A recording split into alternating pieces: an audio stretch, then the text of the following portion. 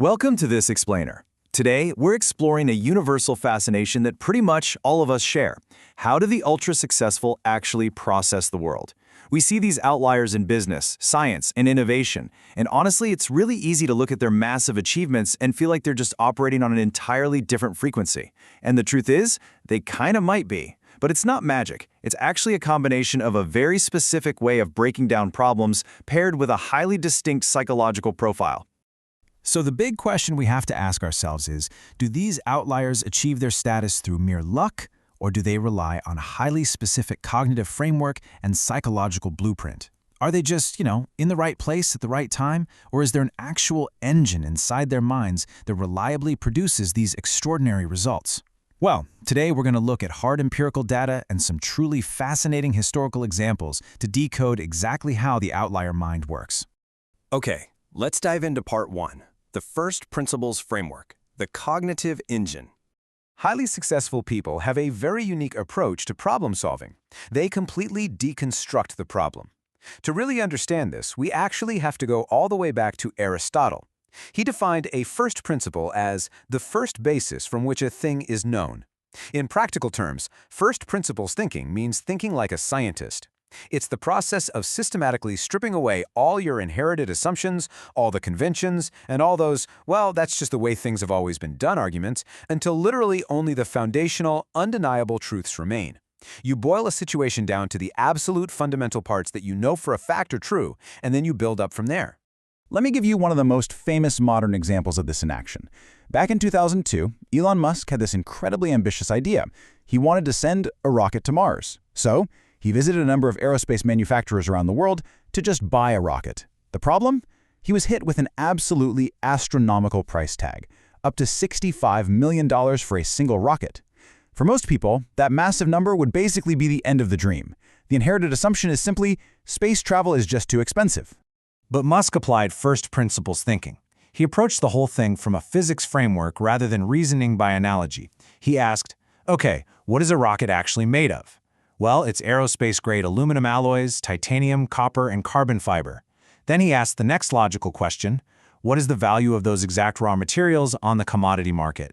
He essentially deconstructed a $65 million problem into a pile of raw materials. And here is the undeniable truth he uncovered. It turned out that the actual materials cost of a rocket was only about 2% of the typical $65 million price tag. The rest of that massive cost was just built on decades of aerospace industry assumptions, outsourcing, and legacy processes. By realizing this undeniable truth, Musk decided to just buy the raw materials for cheap and build the rockets himself. That birthed SpaceX and eventually cut the price of launching a rocket by nearly 10 times. But look, you don't have to be building rockets to use this. Military strategist John Boyd created a brilliant thought experiment to show how literally anyone can use this framework. Imagine 3 completely unrelated things: a motorboat with a skier behind it, a military tank, and a bicycle. Now use first principles to break them down. The boat is a motor, a hull, and skis. The tank is metal treads, steel armor, and a gun. The bicycle is handlebars, wheels, gears, and a seat. And this brilliantly illustrates the power of deconstruction. What happens if you combine the motor and skis from the boat, the metal treads from the tank, and the handlebars and seat from the bicycle? You create a snowmobile, a completely groundbreaking innovation born from combining the constituent parts of seemingly totally unrelated fields. This is the absolute essence of first principles. Deconstruct, then reconstruct. You aren't just making a slightly faster bicycle, you are creating an entirely new vehicle. The biggest obstacle to this kind of thinking is our deeply human tendency to optimize for form rather than function. Think about luggage for a second. In ancient Rome, they had leather bags, and they had wheels on chariots. Yet, humanity literally walked on the moon a full year before Bernard Sato invented the rolling suitcase in 1970? No way, right? Why did that take so long? Because innovators spent centuries living by analogy, just iterating on the leather bag, adding zippers, using nylon, making backpacks. They focused on the form of a bag. Sato focused on the core function, how to move things efficiently. Let's move on to part 2, the millionaire personality profile, the psychological blueprint. So who actually has the mental stamina to ignore societal norms and deconstruct reality like this? Let's look at the hard data. A major academic study out of Germany set out to figure this out by comparing the personalities of de facto high net worth individuals to the general population. In this really rigorous study, they defined a high net worth individual as someone holding financial assets of at least 1 million euros. They compared 130 of these actual millionaires against a massive, nationally representative sample of over 22,000 everyday people. The researchers started by looking at societal stereotypes. When you think of a millionaire, what comes to mind? Our societal perceptions vary wildly. Some stereotypes paint the wealthy as incredibly hardworking and highly intelligent. Other stereotypes paint them as overly greedy, untrustworthy, and lacking warmth. The researchers wanted to know, do these public perceptions actually hold up against hard, scientific data? The findings were super fascinating. The study revealed that our stereotypes are actually largely accurate in direction, but they are heavily exaggerated by the public. For example, people perceive the wealthy as being highly disagreeable and incredibly narcissistic. The data showed that high net worth individuals do score slightly higher in these areas, particularly in being self-focused, but nowhere near the cartoonish extremes the public imagines. And this brilliantly illustrates what the actual profile looks like. When looking at the big 5 personality traits, the data paints a very clear picture of the millionaire profile. Compared to the general population, these individuals score significantly higher on extroversion, meaning they are highly active and energetic.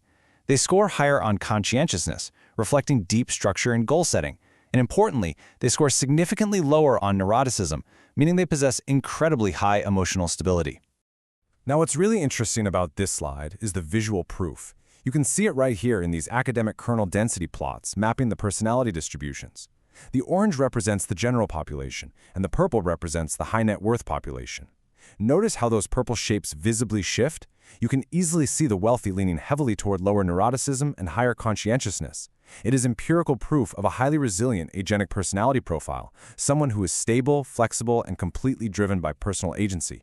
Which brings us to part 3, thinking for yourself, the synthesis.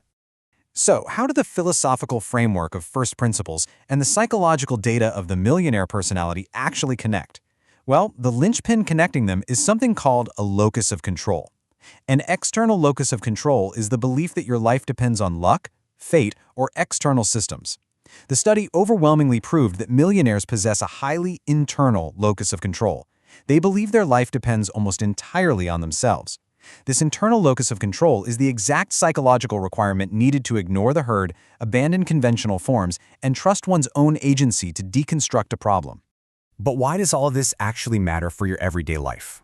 As this quote perfectly summarizes, what looks like innovation is often an iteration of previous forms rather than an improvement of the core function.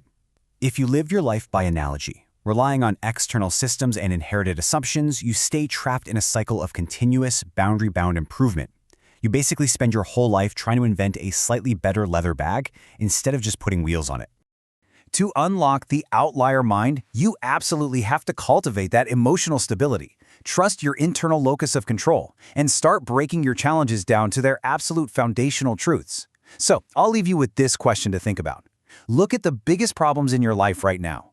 Will you keep iterating on the bicycle, or are you ready to build a snowmobile? Thank you for joining me on this explainer, and keep thinking for yourself.